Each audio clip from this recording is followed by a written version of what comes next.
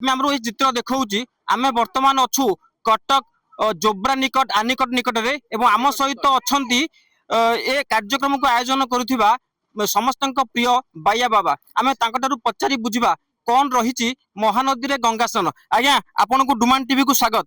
कौन कहे महानदी में गंगा स्नान एभली गोटे अजब कथा अपन मन केमती आसला? मु एक कथा कहू नहीं, एक कथा 600 वर्ष तले अच्युतानंद गोस्वामी कही ये हूँ देवसुर नदी प्रथम तापर है हिरण्य गर्भा महानदी तापर है महानदी से लोक डाकुचंती। तेणु ये महानदी महानता पाई विश्व प्रसिद्ध महानदी गंगा ठारू ए कम नुहे। विश्व रे महानदी नामित आउ नदी केउठारे नाही। तेणु जिमिति महासागर तारे महानता पाई से महासागर होइछि। तेणु करी ये महानदी केवल आरे महानता पूर्वे कहिथिबा कथा अच्युतानंद गोस्वामी जे जेते बेले कांची अभियान हेउथिला सेते बेले विद्यापति यही नदी कूल रे स्नान करी जाई तांको कार्य हासिल तो करथिले। पूर्वे देवता माने मध्य एठाबरे स्नान करुथिले। तेणु ये महानता हासिल तो करिछि। गंगांको समकक्ष नदी ये एथरे किछि संदेह हबार नाही ना भूल हबार नाही। अच्छा आम जाचु गंगा महानदी रे समस्त स्नान करती निजर ये किंतु आपण आज महानदी को स्नान कर यार कौन कारण? सी लिखिले अच्युतानंद गोस्वामी मु छार निमित्त मात्र अणुप्राय मु ए कथा कहिबार मोर योग्यता नाही। आपण जदि मते पचारुछंती मु से कथार वार्ता आपण को दउची। आगत भविष्य मालिका रे अच्युतानंद गोस्वामी लिखिछंती महानदी जे गंगा नीरा चित जे जमुना बर हंसवाहिनी सरस्वती हंसुआ नदी नामे ख्याति। यही कथा महापुरुष अच्युतानंद लिखिछंती। ये नदीटी समिश्रण होईची तीन भाग विभक्ति होईची महानदी विरूपा। ये छुईची शुद्ध नदी चित्रतोला जोटी पंच छकांक मिलन होइथिला एवं महापुरुष अच्युतानंद ये व्याख्या करिसंती तांको मालिकारी।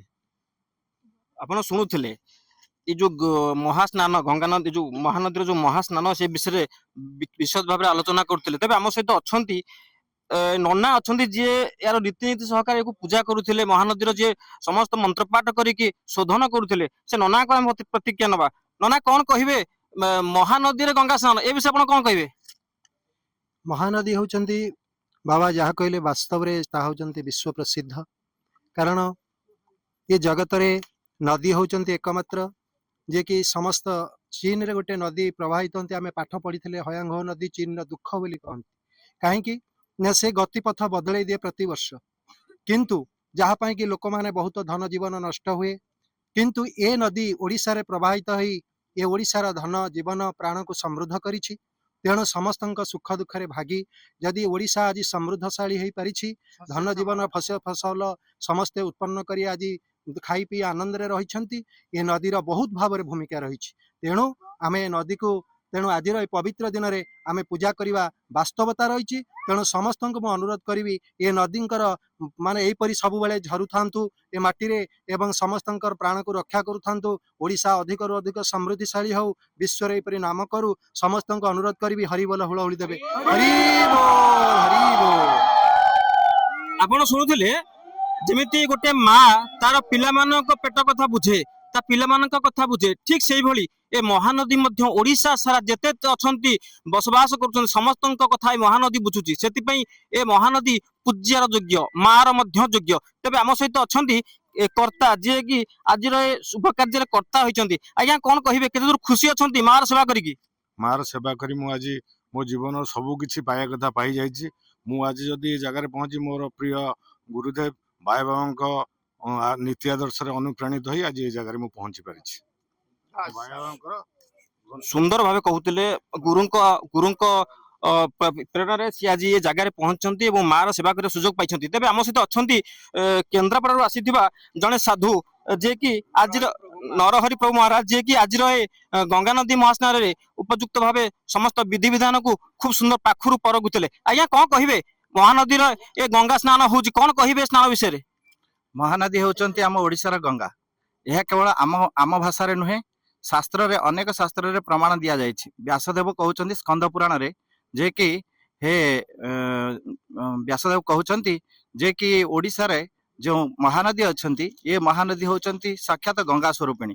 ତେଣୁ ଏହି ଗଙ୍ଗାରେ ସ୍ନାନ କରିବା ପାଇଁ ଇନ୍ଦ୍ରଦ୍ୟୁମ୍ନ ଅନନ୍ତ କୋଟି ଜନ୍ମ ପରେ ଅର୍ଥାତ ଅନେକ ତପସ୍ୟା କଲା ପରେ ଇନ୍ଦ୍ରଦ୍ୟୁମ୍ନ ଏବଂ ଗୁଣ୍ଡିଚା ମହାରାଣୀ ତା ସହିତ ଦୁର୍ବାସା ଋଷି ଏବଂ ନାରଦଜୀ ତା ସହିତ ଅନେକ ସାଧୁ ସନ୍ଥ ମହାତ୍ମା ମାନଙ୍କ ଦ୍ୱାରା ଏହି ମହାନଦୀରେ ସ୍ନାନ ପରେ ସେମାନେ ଭୁବନେଶ୍ୱରକୁ ଯାଇଛନ୍ତି, କଟକରେ ମହାନଦୀରେ ସ୍ନାନ କରିଛନ୍ତି। ଏବଂ ଚୈତନ୍ୟ ମହାପ୍ରଭୁଙ୍କ ସମୟରେ 500 ବର୍ଷ ତଳେ ଗଡ଼ଗଡ଼ିଆ ଘାଟ ନିକଟରେ ଚୈତନ୍ୟ ମହାପ୍ରଭୁ ଏ ଗଙ୍ଗା ନଦୀରେ ସ୍ନାନ କଲା ପରେ ସେ ଓଡ଼ିଶାରେ ଯାଇ ତାଙ୍କର ଧର୍ମ ପ୍ରଚାର କରିଥିଲେ। ତେଣୁ ଅଚ୍ୟୁତାନନ୍ଦ ମହାପୁରୁଷଙ୍କର ବିଚାର ଏବଂ ପଞ୍ଚ ତତ୍ତ୍ୱଙ୍କର ବିଚାର ଏବଂ ପୂଜ୍ୟ ପଞ୍ଚ ସଖାଙ୍କର ବିଚାର ଏବଂ ପୂଜ୍ୟପଦ ବାୟାବାଙ୍କର ବିଚାର ଆମ ଓଡ଼ିଶାର ଘରେ ଘରେ ପୁରେ ପୁରେ ଗ୍ରାମେ ଗ୍ରାମେ ସମସ୍ତେ ଗଙ୍ଗା ନଦୀ ସ୍ୱରୂପିଣୀ ଭାବନାରେ ମାଙ୍କୁ ପୂଜା କରାଯାଏ। ମାଙ୍କୁ ଏଇଥିପାଇଁ ପୂଜା କରାଯାଏ, ପୁତ୍ରର କର୍ତ୍ତବ୍ୟ ହେଉଛି ମାତୃ ଦେବ ଭବ, ପିତୃ ଦେବ ଭବ, ଅତିଥି ଦେବ ଭବ, ଆଚାର୍ଯ୍ୟ ଦେବ ଭବ। ଯେଭଳି ଗୋଟେ ସନ୍ତାନ ତାର ମାକୁ ଯେଭଳି ସେବା କରିଥାଏ, ଆଜି ବାୟାବା ସାରା ଓଡ଼ିଶାରେ ପୁରପଲ୍ଲୀରେ ଅତି କମରେ 1,00,000ରୁ ଅଧିକ ଏକାଦଶ ସ୍କନ୍ଦ ଭାଗବତ ବାଣ୍ଟି ଆମମାନଙ୍କୁ ମୁଁ 4 ବର୍ଷ ହେଲା ଆସୁଛି। ମୋ ଶରୀର ଯେତେବେଳେ ଅସୁସ୍ଥ ଥିଲା ବାବା ନିଜେ 5,000 ଟଙ୍କା ଦେଇ ତାଙ୍କର ପ୍ରିୟ ଭକ୍ତ ରବୀନ୍ଦ୍ରଙ୍କୁ ପଠାଇଥିଲେ। ତେଣୁ ମୋ ହୃଦୟରେ ସଦାସର୍ବଦା ମୁଁ ଯେ ପର୍ଯ୍ୟନ୍ତ ବଞ୍ଚିଥିବି ମୁଁ ଏହି କାର୍ଯ୍ୟରେ ସମ୍ମିଳିତ ହୋଇ ବାୟାବାଙ୍କର ଗୁଣଗାନ କରିବା ସହିତ ଆମ ଓଡ଼ିଶାର ପୁରପଲ୍ଲୀରେ କିଭଳି ମାଙ୍କ ପ୍ରତି ଶ୍ରଦ୍ଧା ଭାବ ରଖିବେ। ଆଉ ବାବା କହୁଥିଲେ ବର୍ତ୍ତମାନ ପୁତ୍ରମାନେ କଣ କରୁଛନ୍ତି, ବାପା ମାଙ୍କୁ ନେଇକରି ଜରା ନିବାସରେ ଛାଡ଼ି ଦଉଛନ୍ତି। ତେଣୁ ସିଏ ଏଠାରେ ଶିକ୍ଷା ଦଉଛନ୍ତି ମା ହଉଛନ୍ତି ପ୍ରଥମ ଗୁରୁ। ତେଣୁ ମୋ ହାତରେ ଆଜି ମୁଁ ଛାର ମୁଁ କଣ ସେବା କରିପାରିବି, ତେଣୁ ମୋ ହାତରେ ଆଜି ମୋ ମାକୁ ଆଜି ସଜେଇ ଦଉଛି, ମୋ ମାକୁ ଆଜି ମୁଁ ସ୍ନାନ କରିଦଉଛି। ଏହା ନିଶ୍ଚିନ୍ତ ଭାବେ ଶୁଣୁଥିଲେ ଜଣେ ସାଧୁ ମଧ୍ୟ ହେଲେ ସେ ମାର ସେବାରେ କେମିତି ନିଜକୁ ନିୟୋଜିତ କରି ଆନନ୍ଦ ପ୍ରକାଶ କରୁଛନ୍ତି। ଏବଂ କିଛି ଭକ୍ତ ମାନେ ମଧ୍ୟ ଆମ ପାଖରେ ଅଛନ୍ତି, ଆମେ ତାଙ୍କର ପ୍ରତିକ୍ରିୟା ନେବା କେମିତି ରହିଛି ଆଜିର ଏ ମହାନଦୀରେ ଗଙ୍ଗା ସ୍ନାନ ପ୍ରସଙ୍ଗରେ। ଦେଖୁଛନ୍ତି ଆଜ୍ଞା ମା କଣ କହିବେ, ଆଜି ଯୋଉ ମହାନଦୀରେ ଗଙ୍ଗା ସ୍ନାନ ହଉଛି ଆପଣ ମାନେ ଏତେ ପରିମାଣରେ ଆଜି ଉପସ୍ଥିତ ଅଛନ୍ତି, କଣ କହିବେ, କେତେ ଉତ୍ସାହିତ ଅଛନ୍ତି ଆପଣ? ବହୁତ ଖୁସି, ଗଙ୍ଗାରେ ଆଜି କ୍ଷୀର ଢାଳି ବହୁତ ଖୁସି ହେଇଛୁ। ବହୁତ ଗଙ୍ଗା ମାଙ୍କୁ ଆମେ କୋଟି କୋଟି ପ୍ରଣାମ। ନିଶ୍ଚିନ୍ତ ଭାବେ ମା କଣ କହିବେ? ଜୟ ଜଗନ୍ନାଥ, ଜୟ ଗୁରୁଦେବ।